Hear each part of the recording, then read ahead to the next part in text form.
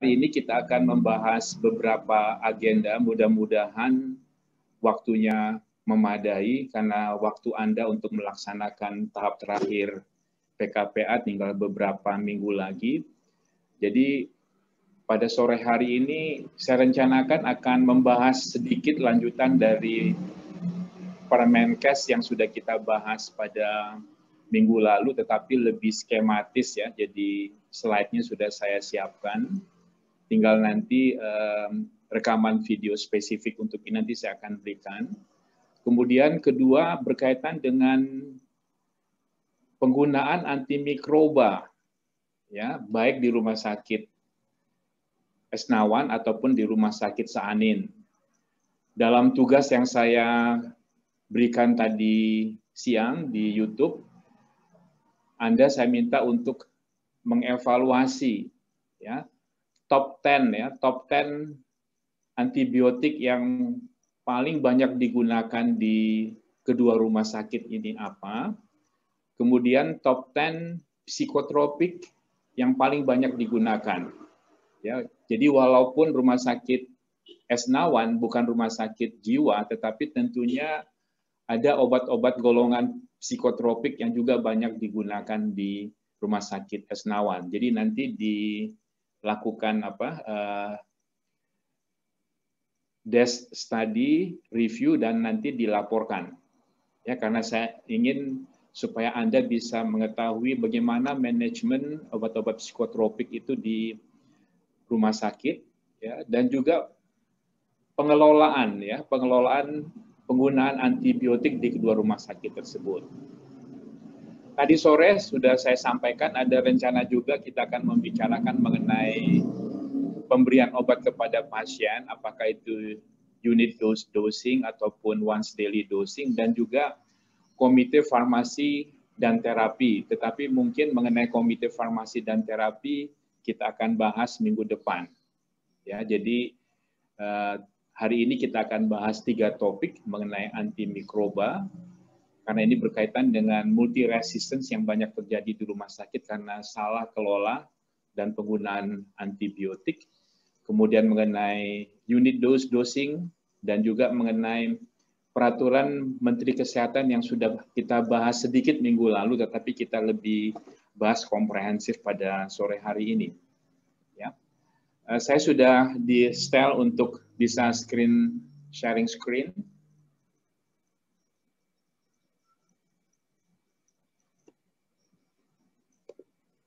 Udah, Pak.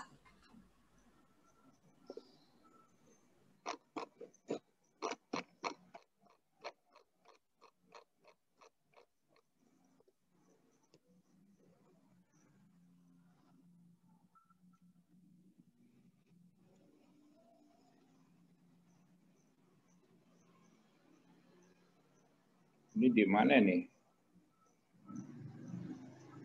Bentar ya.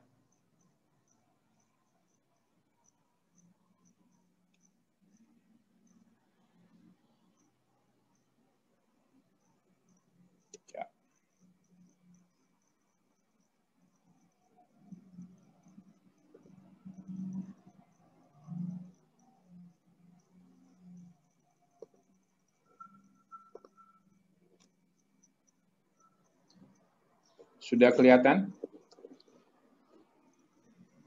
Sudah, Pak. Ya. Kita lanjutkan apa yang kita sudah bahas minggu lalu berkaitan dengan Permenkes RI nomor 30 tahun 2020 tentang klasifikasi dan perizinan rumah sakit. Ya.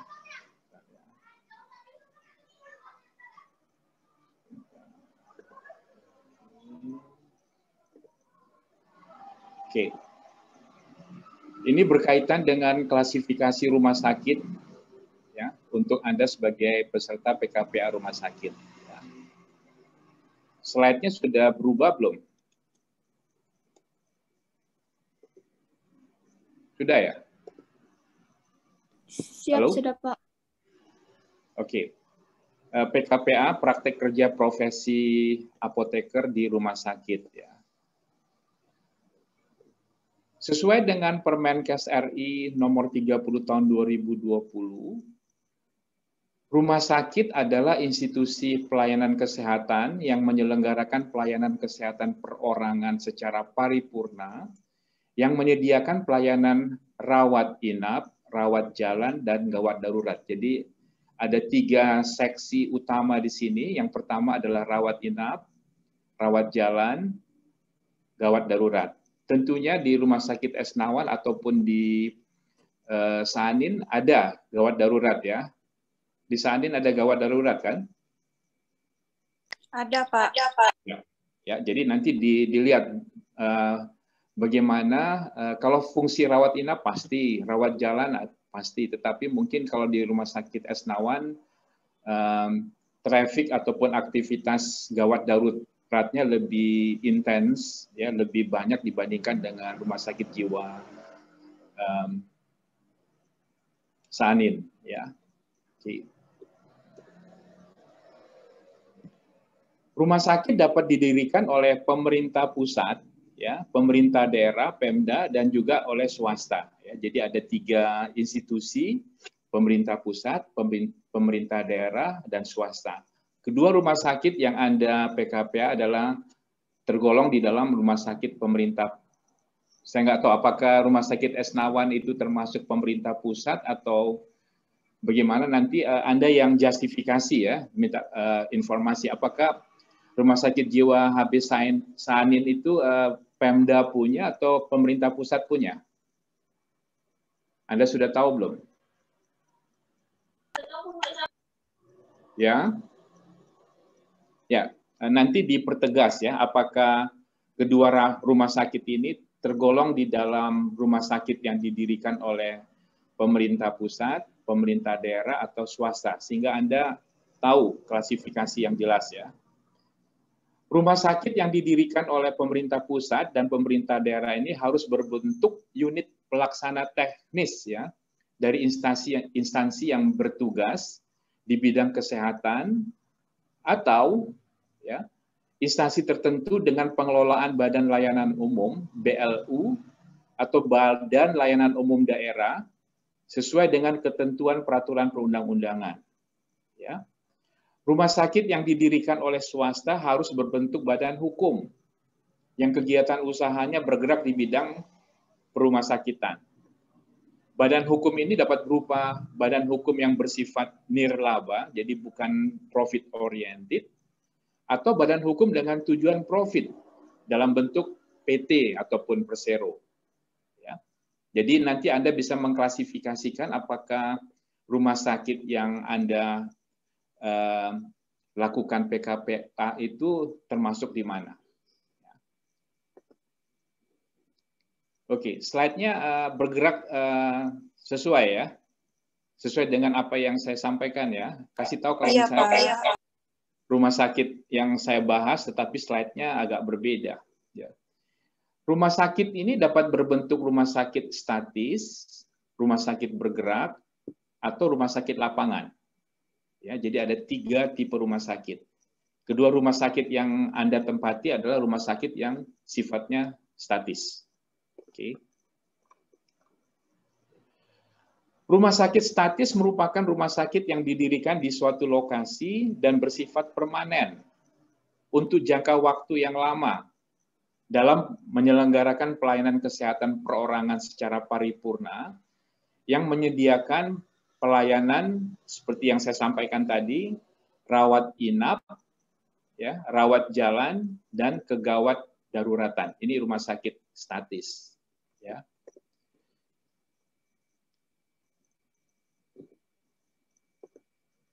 Ya. Dalam hal pelayanan, rumah sakit dapat dibagi menjadi rumah sakit umum dan rumah sakit khusus. Ya. Kalau Rumah Sakit Angkatan Udara Esnawan ini termasuk dalam rumah sakit umum, tetapi yang Rumah Sakit Jiwa HB Sanin tentunya adalah rumah sakit khusus dari segi pelayanan. Ya. Rumah sakit umum ini memberikan pelayanan kesehatan pada semua bidang dan jenis penyakit.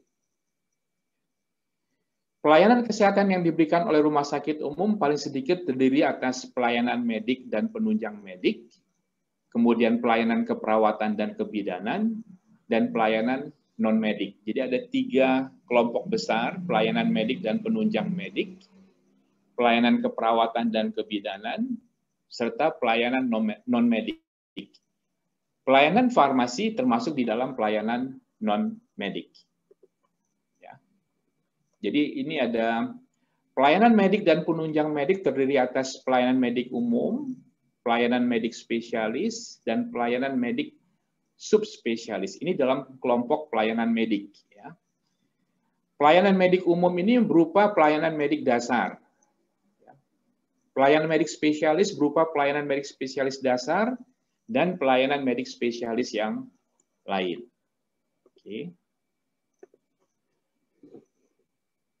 Ada 4 bagian besar di dalam pelayanan medik yang paling tidak ada di setiap tipe rumah sakit, mulai dari rumah sakit tipe D, ya, C, B, dan A. Ya. Pelayanan medik spesialis dasar meliputi pelayanan apa? Penyakit dalam, anak, bedah, dan obstetri dan ginekologi. Jadi ada dokter spesialis penyakit dalam, ada dokter anaknya, ada dokter bedahnya, dan ada dokter obsginnya. Ya. Ini merupakan 4 pelayanan medik spesialis dasar, penyakit dalam, anak, bedah, obstetri, dan ginekologi.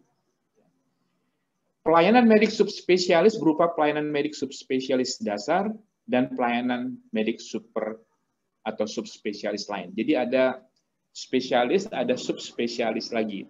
Pengertian subspesialis di sini misalnya penyakit dalam, subspesialisnya bisa gastroenterologi, ya, ataupun endokrinologi. Kalau pelayanan spesialis anak, misalnya anak paru anak, ataupun gastroenterologi anak, neurologi anak, ya, itu merupakan pelayanan subspesialis. Pelayanan keperawatan dan kebidanan, ya, ini merupakan asuhan keperawatan generalis dan asuhan keperawatan spesialis dan asuhan kebidanan. Ya, ini merupakan asuhan dari pelayanan keperawatan dan kebidanan. Ya. Kita masuk ke pelayanan non-medik di mana pelayanan farmasi masuk di kelompok ini. Pelayanan non-medik terdiri atas pelayanan farmasi dan sampai G ini. Ya, jadi yang Anda perlu ketahui di dalam Permenkes ini, ya, mudah-mudahan nanti berubah. Pelayanan farmasi ini tidak lagi di dalam kelompok pelayanan non-medik, tetapi masuk ke dalam pelayanan medik. Ya. Tetapi saat ini kita mengacu pada Permenkes nomor 30 ini, pelayanan farmasi itu termasuk di dalam pelayanan non-medik. Ya. Jadi Anda harus mengerti dengan jelas. Ya. Oke. Bagaimana sumber daya manusia yang berkaitan dengan pelayanan-pelayanan medik dan non-medik? Sumber daya manusia pada rumah sakit umum berupa tenaga medis, tenaga psikologi klinis, ya, tenaga keperawatan, tenaga kebidanan, dan tenaga kefarmasian. Saya tidak tahu mengapa Permenkes ini lebih mengutamakan tenaga psikologi klinis ini dikelompokkan di dalam kelompok tenaga medis, sedangkan tenaga kefarmasian yang konten, ya, konten penggunaan obatnya yang sangat berkaitan dengan kesembuhan pasien itu justru tidak masuk di dalam pelayanan medis. Ya. Pelayanan psikologi klinis saja yang psikolognya ini nggak pernah belajar obat, ya, sudah masuk ke dalam apa? Pelayanan medis, ya. Tidak semua pasien itu memerlukan apa? Pelayanan psikologi klinis. Kemungkinan kalau di rumah sakit jiwa HB Sanin itu ada pelayanan psikologi klinis, ya, karena ini berkaitan dengan penyakit kejiwaan. Tetapi yang namanya obat itu di dalam aspek manapun pasti digunakan. Ya, seharusnya kalau menurut saya, kalau secara objektif, tenaga kefarmasian ini harusnya masuk ke dalam sumber daya manusia yang medis, ya, Nah, ini perjuangan dari Ikatan Apoteker Indonesia untuk memperjuangkan supaya Permenkes ini bisa direvisi secara benar dan objektif. Ini 10 menit lagi berhenti ya. Nanti dikasih linknya lagi ya. Sumber daya manusia pada rumah sakit umum berupa ini semua nih. Ya. Sumber daya manusianya, kemudian ada dokter gigi, ini merupakan tenaga medis, ya, baik spesialis ataupun subspesialis. Kemudian saya masuk ke rumah sakit khusus. Rumah sakit khusus memberikan pelayanan utama kepada satu bidang atau satu jenis penyakit tertentu, ya. Jadi satu bidang atau satu jenis penyakit tertentu berdasarkan disiplin ilmu, golongan umur, organ, jenis penyakit, atau kekhususan lainnya. Ya. Rumah sakit khusus dapat menyelenggarakan pelayanan lain di luar kekhususannya. Jadi rumah sakit jiwa HB Sanin ini selain memberikan pelayanan penyakit jiwa, apakah ada pelayanan untuk pasien umum tidak? Dokter umum atau dokter gigi katakan. Ada tidak? Halo? Halo, coba di-unmute. Di rumah sakit jiwa HB Sanin selain pelayanan penyakit jiwa, ada pelayanan penyakit umum nggak, dokter umum, pelayanan umum? Nggak ada, Pak. Nggak ada, oke. Pelayanan lain di luar kekhususan yang meliputi pelayanan rawat inap, ya, rawat jalan, dan kegawat daruratan. Pelayanan rawat inap untuk pelayanan lain di luar kekhususannya, sebagaimana dimaksud pada ayat 3, paling banyak 40% dari seluruh jumlah tempat tidur. Jadi hanya 40% dari kapasitas tempat tidurnya itu bisa digunakan untuk pelayanan penyakit lainnya di luar kekhususannya. Ya. Apa saja rumah sakit khusus itu? Ini listnya. Yang relevan dengan Anda adalah rumah sakit khusus which one? Jiwa, ya. Rumah sakit khusus jiwa. Pelayanan kesehatan yang diberikan oleh rumah sakit khusus paling sedikit terdiri di atas pelayanan medik dan penunjang medik, pelayanan keperawatan dan atau kebidanan, dan pelayanan non-medik. Ya. Pelayanan medik dan penunjang medik terdiri atas pelayanan medik umum, medik spesialis sesuai kekhususan. Ya. Pelayanan keperawatan dan atau kebidanan ini meliputi asuhan keperawatan yang sifatnya generalis, spesialis, atau asuhan kebidanan sesuai dengan kekhususannya. Ya. Bagaimana dengan pelayanan non-medik yang ada di rumah sakit khusus? Yang saya ingin tekankan di sini adalah pelayanan farmasi. Ya, selain pelayanan farmasi ada laundry, gizi, ya, sarana prasarana dan alat kesehatan, informasi dan komunikasi, pemulasaran jenazah, dan pelayanan non-medik lainnya. Pertanyaan saya, kalau alat kesehatan habis pakai, seperti spuit, jarum suntik, itu dikelola oleh instalasi farmasi, kan? Ya tidak? Iya, iya Pak. Ya. Tetapi kalau alat kesehatan yang lain, misalnya medical instrument, MRI, CT scanner, peralatan radiologi lain itu bukan di manage oleh instalasi farmasi, kan? Ini dimasuk di sini, kan? Gimana? USG? Iya, bukan Pak. Ya, dipertegas ya. Mungkin gelnya ya, untuk USG kan diperlukan gel ya supaya ada kontras, media kontras yang lain. Boleh jadi itu di manage oleh instalasi farmasi, tapi bukan di sini. Tapi alatnya, yang unit alat kesehatannya di manage oleh sarana prasarana dan alat kesehatan. Ya, nanti dilihat ya. Oke. Sumber daya manusia pada rumah sakit khusus ini pasti ada apa? Tenaga kefarmasian. Jadi selain tenaga yang lain, yang pasti berkaitan dengan Anda ini tenaga kefarmasian. Kita sudah bahas minggu lalu, setiap tipe rumah sakit A, B, C, D, E ada tenaga kefarmasian di situ. Oke, saya masuk ke klasifikasi rumah sakit, mulai dari rumah sakit kelas A, B, C, dan D. Ya. Rumah sakit umum kelas D, ya, kelas D ini terdiri atas rumah sakit umum kelas D dan juga rumah sakit kelas D Pratama. Ya. Kelas D Pratama ini diselenggarakan sesuai dengan ketentuan peraturan perundangan yang berlaku. Rumah sakit umum kelas A, misalnya ini Rumah Sakit Dr. Cipto Mangunkusumo. Ini RSUP Dr. Cipto Mangunkusumo. Ini adalah rumah sakit umum tipe kelas A yang paling besar dan merupakan pusat rujukan apa? Nasional. Sehingga kalau Anda baca di sini RSUP nasional. Jadi ada RSUP di tingkat provinsi, misalnya RSUP Dr. Sarjito di Jogja. Saya nggak tahu apakah di Padang rumah sakit RSUP M Jamil itu Pemda punya atau RSUP itu rumah sakit M Jamil di Padang.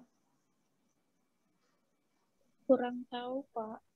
Ya, dicek ya. Tetapi yang pasti itu adalah rumah sakit umum kelas A.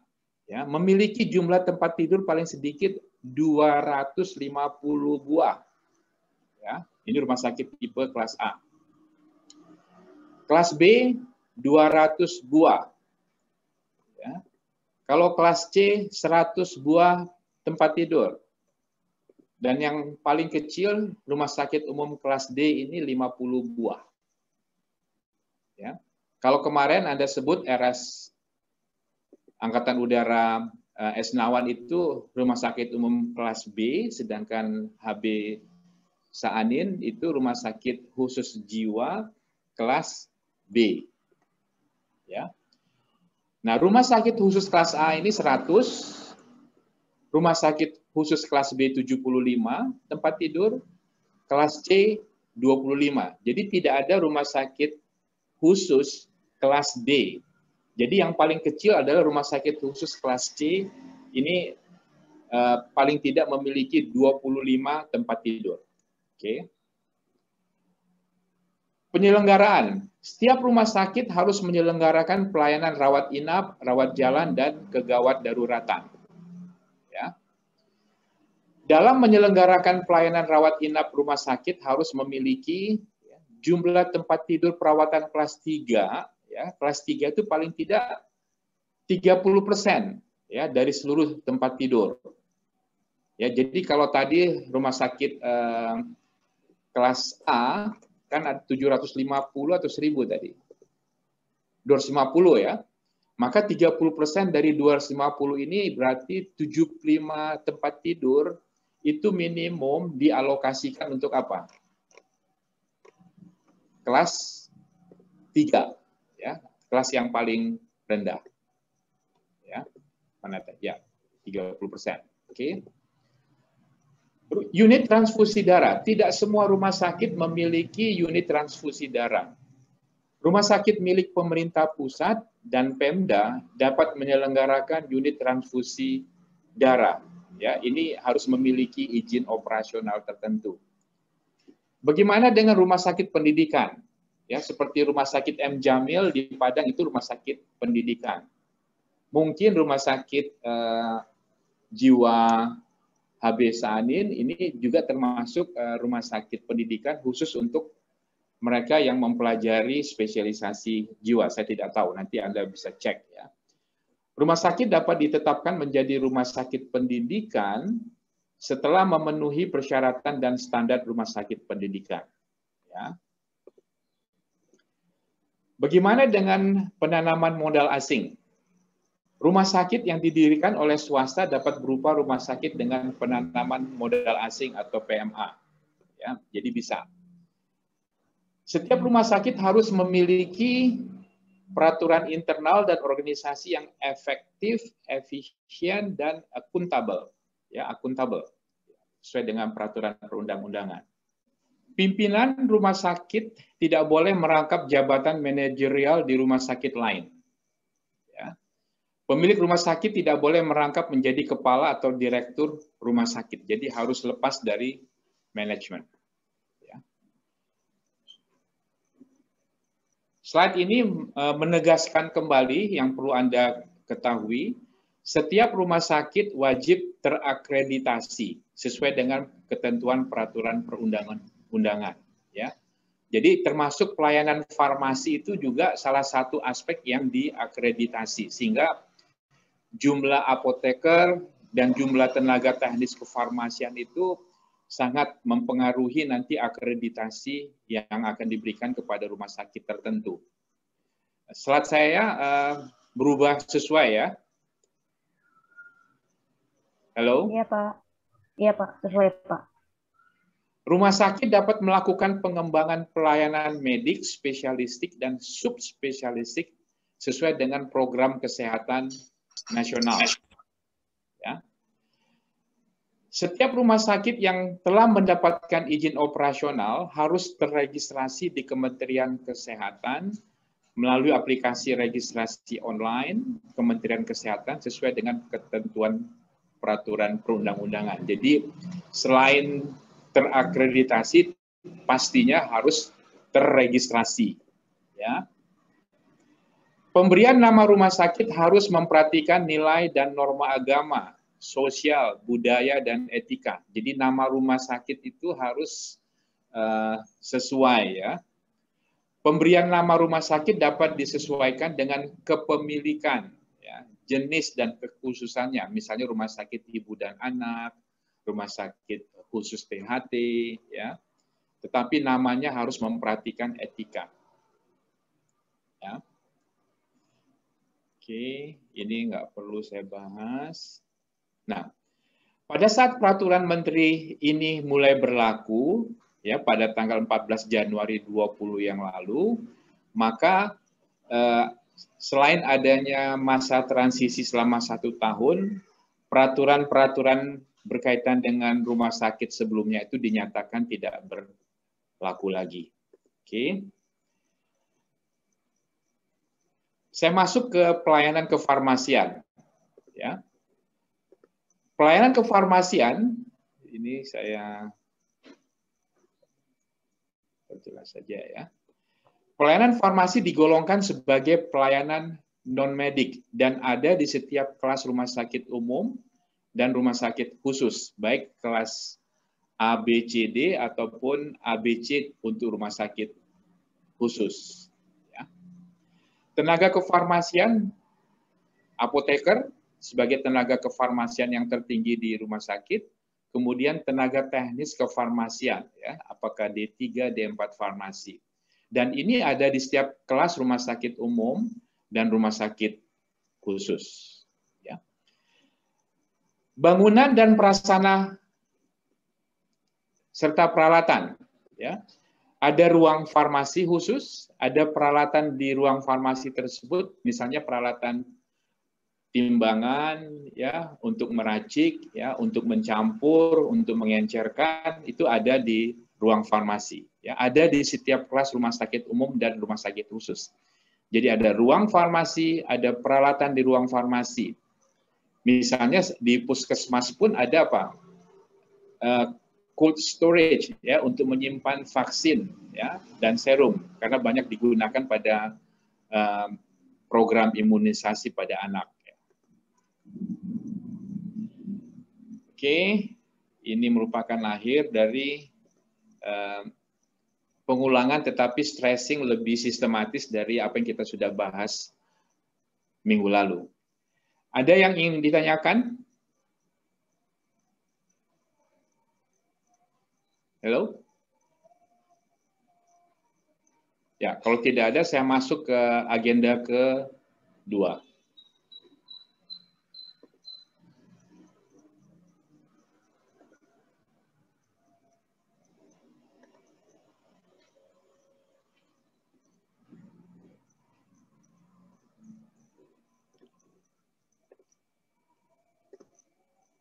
Sudah kelihatan? Siap sudah, Bapak. Diingatkan, Pak. Ya. Kita akan bahas mengenai pengertian once daily dispensing, ya, ODD.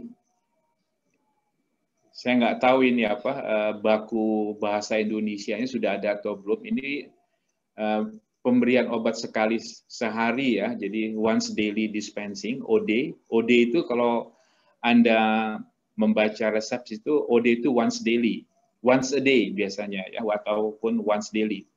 Dan unit dose dispensing atau UDD. Ya, padanannya dalam bahasa Indonesia Anda cari nanti.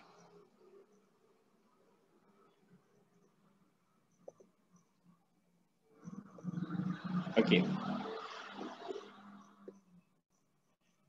Pelayanan farmasi sudah kita bahas tadi bahwa salah satu pelayanan yang ada di rumah sakit adalah pelayanan farmasi, termasuk di dalam kategori pelayanan non-medik, di mana sumber daya manusianya adalah apoteker dan tenaga teknis kefarmasian. Nah, pelayanan farmasi ini berkaitan dengan pengelolaan obat, ya. Pengelolaan obat di rumah sakit itu mulai dari perencanaan, planning, ya, kemudian pengadaan, ya, supaya obat-obat itu available, tersedia di rumah sakit, kemudian penyimpanan, ya, karena obat itu memiliki sifat fisikokimia khusus, ya, sehingga masing-masing memiliki syarat penyimpanan yang sesuai dengan apa yang sudah disetujui oleh BPOM. Ya, jadi misalnya untuk vaksin itu pada suhu 4-8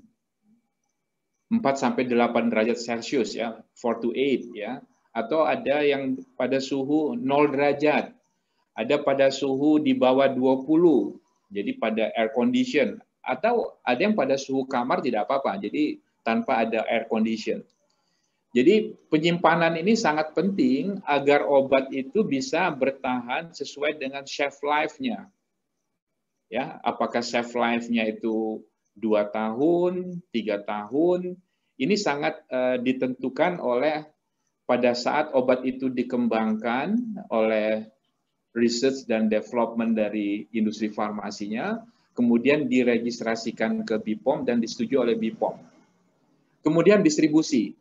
Jadi mulai dari perencanaan, pengadaan, penyimpanan, distribusi obat sampai kepada pasien, ini termasuk di dalam pengelolaan obat yang merupakan tupoksi ya, jadi ruang lingkup kerja dari pelayanan farmasi di rumah sakit. Pengelolaan obat ini mulai dari seleksi, ya, perencanaan, pengadaan, distribusi, penyerahan, ya. Pada pasien rawat inap tidak cukup hanya obat diserahkan, tetapi juga harus dipantau, ya. Ada pemantauan penggunaan, ada pemantauan efek samping obat, ya. Ada layanan konseling, dan ada informasi dan edukasi penggunaan obat. Di beberapa rumah sakit yang sudah cukup baik peran apoteker rumah sakit ya dan juga sistemnya sudah mulai berjalan, tidak hanya dokter yang mengunjungi pasien ke bangsal. Ya. Apoteker juga sudah mulai mengunjungi satu persatu ke pasien yang ada di bangsal. Yang ditanyakan, yang dikonsultasikan, yang dilayani adalah mengenai apa? Cara penggunaan, apakah ada efek samping yang muncul, ya, dan juga informasi dan edukasi penggunaan obat yang lain. Ya.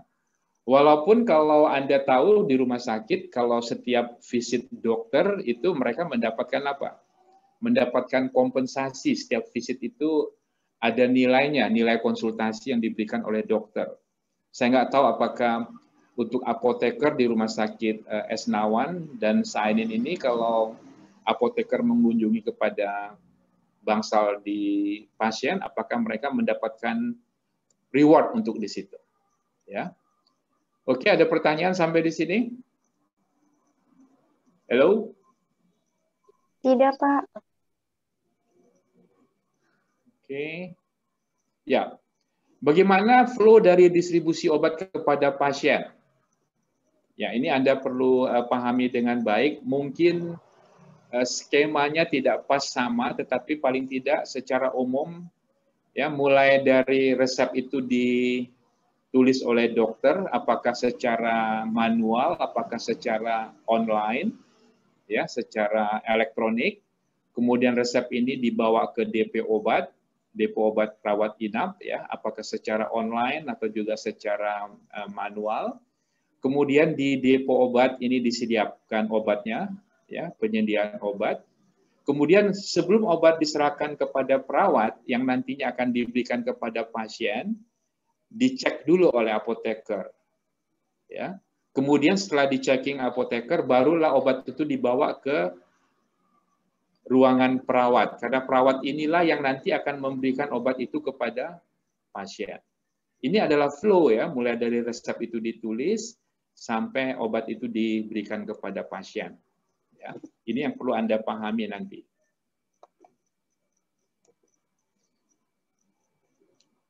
Ini sesuai dengan topik kita tadi, pemberian obat kepada pasien yang rawat inap, ya. Jadi pemberian obat bisa secara ODD, once daily dose, ya, di mana obat diberikan untuk 1 hari pemakaian dan diserahkan kepada perawat oleh pihak farmasi. Ya. Dengan cara once daily dose ini sudah cukup baik sebetulnya, ya, bisa mengurangi biaya obat yang tidak perlu, karena tidak tahu pasien itu akan keluar meninggalkan rumah sakit kapan. Ya, jangan sampai terjadi penumpukan obat di apotek ataupun di tangan pasien, padahal pasiennya sudah harus meninggalkan rumah sakit. Nah, dengan once daily dose ini, di mana obat diberikan untuk 1 hari pemakaian dan diserahkan kepada perawat oleh pihak farmasi, ini sudah lebih banyak mengontrol efektivitas penggunaan obat dan juga dari segi pengontrolan biaya yang harus ditanggung oleh pasien. Ya. Nah, cara yang kedua adalah UDD, ya, lebih detail lagi, unit dose dispensing. Obat diberikan dalam bentuk dosis tunggal dan diserahkan kepada pasien oleh perawat untuk sekali pemakaian selama pengobatan. Nah, ini sangat tergantung kepada peralatan, fasilitas ruangan, jumlah perawat, jumlah apoteker, jumlah tenaga kefarmasian yang tersedia di rumah sakit tersebut. Agar UDD ini bisa berlangsung secara efektif, ya, jadi unit dose dispensing. Nah, tugas Anda, ya, selain once daily dosing, unit dose dispensing, apakah ada metode lain, ya, misalnya metode floor stock, ya, di mana obat itu di stok di ruangan perawat tertentu atau di bagian-bagian tertentu, ada bagian anak, ada bagian bedah, ada bagian gawat darurat, ya. Nah, tugas Anda, ya, baik di rumah sakit Esnawan ataupun Saenin, sistem apa yang digunakan di situ? Apakah dikelompokkan di dalam once daily dispensing? Apakah unit dose dispensing? Atau metode lain? Ya. Jadi tugas Anda jelas, ya. Jadi Anda membuat atau menelusuri, ya, tinjauan pustaka. Pemberian obat kepada pasien itu ada berapa metode sih? Pasti ada metode lain selain ODD dan UDD. Ya, jadi ODD, UDD, floor stock atau sistem yang lain. Dari tinjauan teoritis pustaka ini, Anda secara tajam melihat yang saat ini digunakan di Rumah Sakit Esnawan dan Saanin ini apa? Metode apa? Ya. Nah, kemudian Anda menganalisis seharusnya yang terbaik untuk Rumah Sakit Esnawan dan Saanin itu apa? Jelas ya tugasnya? Oke. Nanti saya akan komunikasikan juga nanti di YouTube ya. Oke, ini berkaitan dengan unit dose dispensing ataupun once daily dispensing. Oke, kalau sudah jelas berarti Anda sudah paham. Jadi nanti tidak banyak pertanyaan lagi ya. Oke. Oke, saya masuk ke agenda terakhir berkaitan dengan penggunaan antibiotik di antimikroba di rumah sakit tersebut.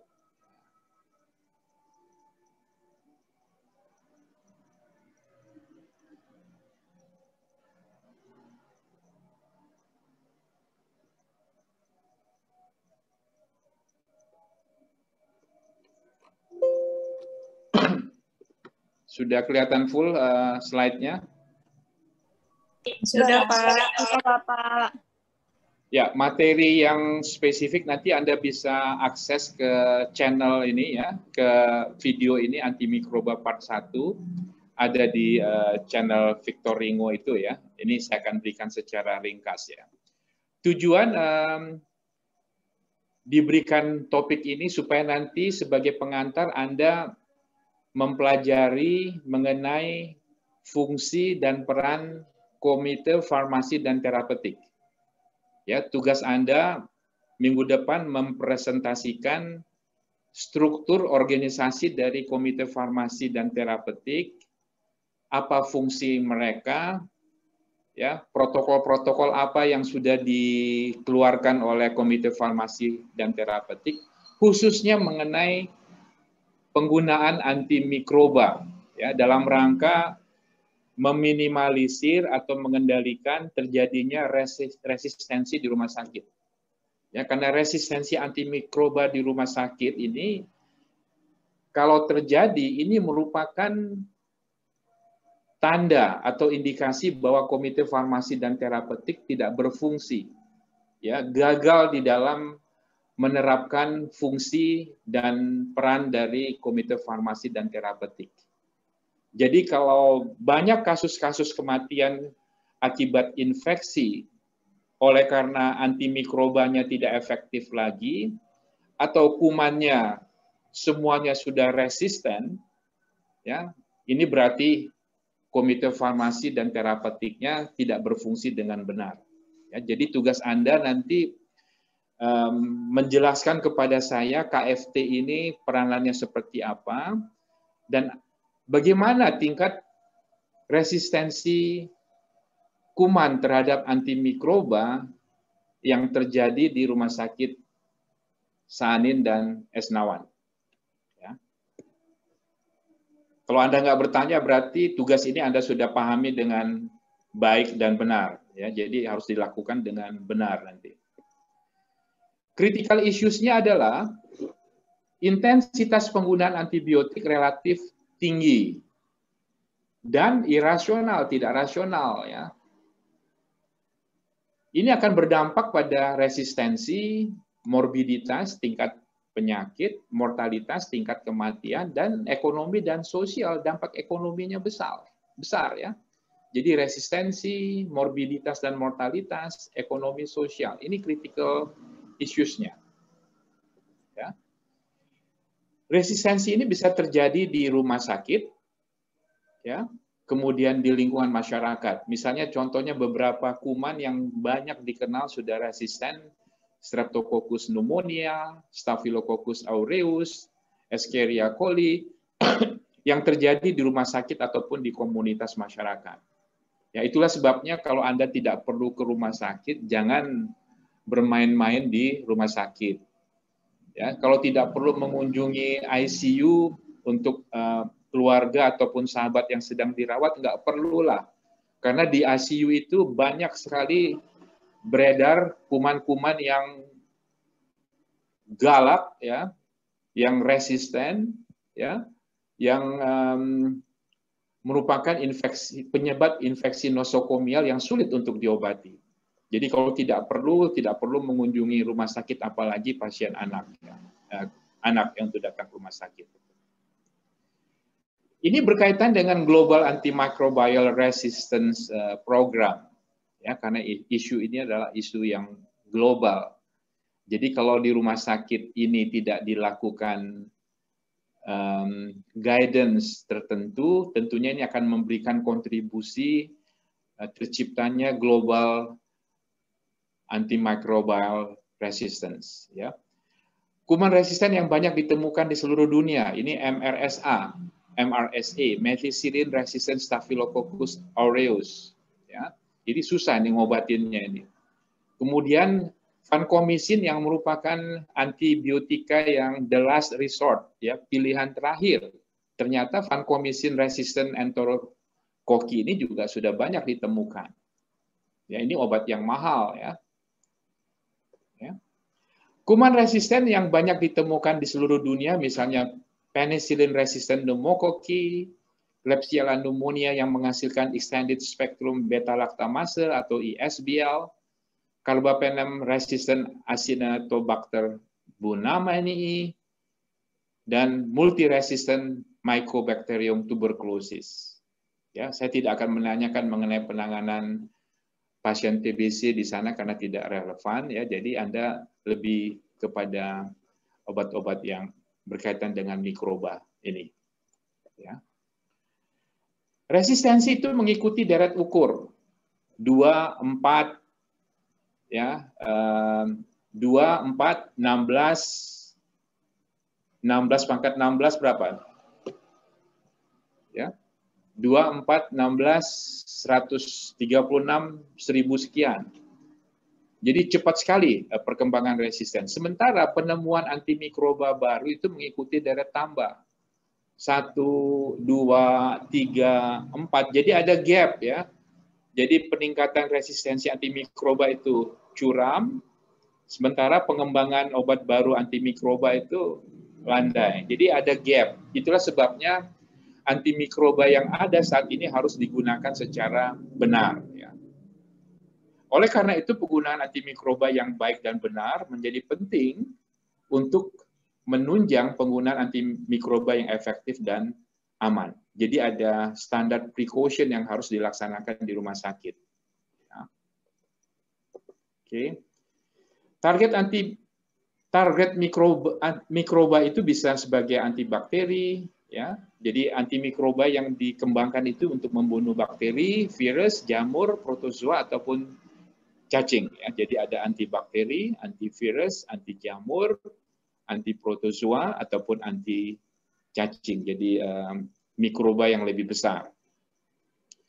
Kemampuan mematikan kuman dapat berupa bakteriostatik, menghambat pertumbuhan kuman, atau bakterisidal, dia mematikan kuman. Ya, jadi bagaimana penggunaan bakteriostatik dan bakterisidal di rumah sakit di mana Anda PKPA. Ya. Sifat farmakokinetik dan farmakodinamik, PK ini farmakokinetik, PD-nya farmakodinamik, ini sangat tergantung pada kadar. Ya, jadi ada yang tergantung kadar, concentration dependent, ada yang tergantung waktu atau time dependent. Ya. Ini berkaitan dengan minimum inhibitory concentration atau kadar hambat minimum. Ya. Kalau antimikroba yang golongan concentration dependent, ini kadar plasmanya harus apa?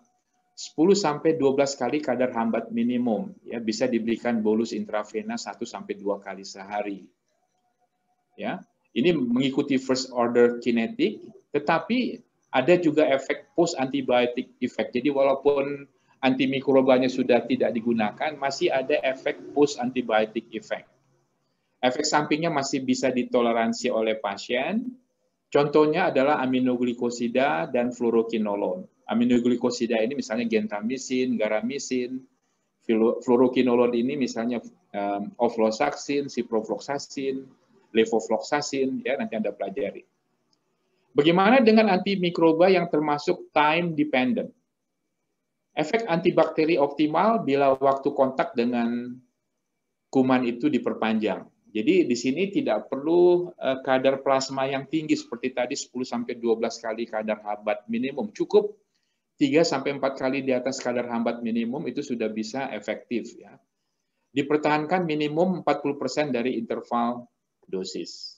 ya misalnya P-nya 8 jam, maka diharapkan lebih dari 3,2 jam itu di atas kadar hambat minimum. Ini bisa pemberian infus kontinu, ya, atau antimikroba dengan T-setengah yang panjang. Contohnya AM time dependent ini adalah antibiotik makrolide seperti erythromycin, azithromycin, ya, dan beta-lactam. Beta-lactam ini misalnya ampicillin, amoxicillin, bacampisilin, ya. Oke, sedikit lagi. Mekanisme kerja saya tidak perlu jelaskan, jadi Anda pelajari saja nanti, ada di YouTube. Beberapa mekanisme kerja yang penting dari beberapa antimikroba. Ya, ada satu, kemudian merusak membran sel, menghambat sintesis protein, menghambat metabolisme asam nukleat. Ya, nah di situ contoh-contohnya ada. Ya. Soal-soal ini tidak perlu Anda pelajari, tetapi pengantar mengenai antimikroba tadi Anda pelajari dengan baik. Kaitannya seperti yang saya katakan tadi, penerapan komite farmasi dan terapeutik di dalam mengendalikan resistensi mikroba yang ada di rumah sakit. Oke, ini saya stop share. Oke, ada pertanyaan?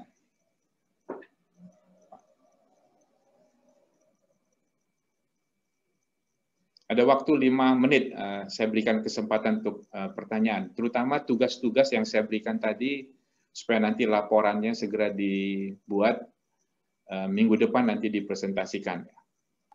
Izin Bapak ingin bertanya. Tentang yang antimikroba yang di RS, kita itu cari daftar 10 antibiotik yang sering dipakai seperti itu, Bapak, apa bagaimana, Bapak? Ya, akan Anda PKPA di instalasi farmasi, tentunya data itu ada dong. Anda nggak perlu ke bagian bedah ataupun ke bagian lain. Jadi tanyakan apoteker Anda di situ. Jadi preseptor yang di rumah sakit Anda tanyakan di situ. Nanti dia akan berikan, katakanlah ke admin yang ada di instalasi farmasi siapa. Kan mereka punya komputer, nanti Anda lihat di situ. Kalau ditanya, untuk apa sih? Ya, ini tugas dari pembimbing dari UTA, dari saya, untuk mengetahui apakah peran komite farmasi dan terapeutik itu seperti apa di situ. Ya, antibiotik yang paling banyak digunakan apa? Bagaimana pengendaliannya di situ? Bagaimana tingkat resistensinya? Ya. Baik, Jadi Bapak, tanyakan ke preseptor Anda dan juga tenaga teknis kefarmasian yang memanage data itu ya. Harusnya datanya ada. Jadi Anda tinggal sajikan aja nanti. Ya, jelas ya?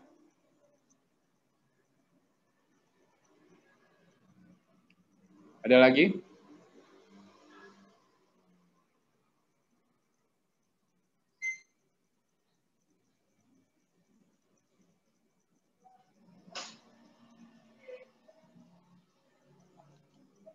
Oke, kalau nggak ada, kita